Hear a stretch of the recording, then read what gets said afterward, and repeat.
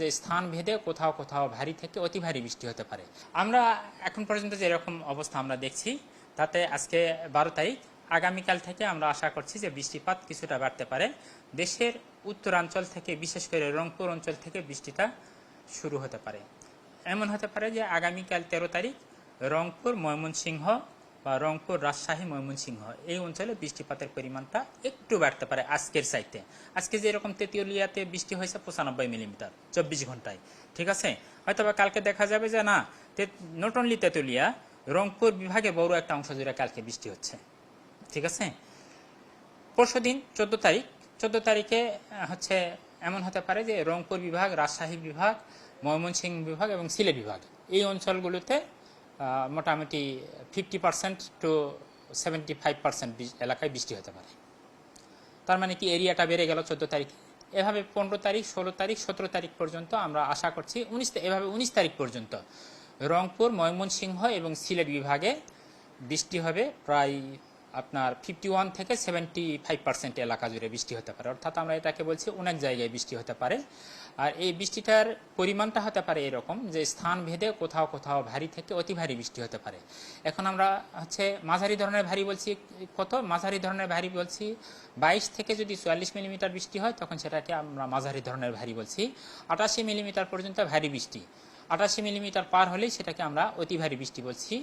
তার মানে কি রংপুর, ময়মনসিংহ এবং সিলেট বিভাগে 19 তারিখ পর্যন্ত এসব বিভিন্ন জায়গাতে আপনার স্থান ভেদে 22 থেকে শুরু করে 88 মিলিমিটার বা তার বেশিও বৃষ্টি হতে পারে। 19 তারিখের পরে গিয়ে বৃষ্টিপাতের পরিমাণ একটু কমতে পারে। আর এই 3 বিভাগ ছাড়া, রংপুর, রাজশাহী, ময়মনসিংহ বিভাগ ছাড়াও আপনার রাজশাহী বিভাগ এবং ঢাকা বিভাগের কিছু কিছু জায়গাতেও বৃষ্টি হতে পারে। সেটা অল্প এলাকা জুড়ে হতে পারে এবং সেটা হয়তো বা অল্প সময়ের জন্য হতে পারে। আর অন্যান্য যে বিভাগগুলো রয়েছে, খুলনা বিভাগ, খুলনা, বরিশাল এবং চট্টগ্রাম বিভাগ, এই বিভাগেও বৃষ্টি হতে পারে, তবে সেটার প্রবাবিলিটি বা সম্ভাবনাটা একটু তুলনামূলকভাবে কম। আর তাপমাত্রার কথা যদি আমরা বলি তাহলে তাপমাত্রাটা আগামী 4 থেকে 5 দিন আমরা বলতে পারি সহনীয় একটা তাপমাত্রা থাকতে পারে। অবশ্য কাল থেকে দেশের উত্তরাঞ্চল, রংপুর, ময়মনসিংহ এবং সিলেট বিভাগে তাপমাত্রা অনেকটাই কমে যেতে পারে, তবে অন্যান্য অঞ্চলে তাপমাত্রা খুব একটা কমবে না।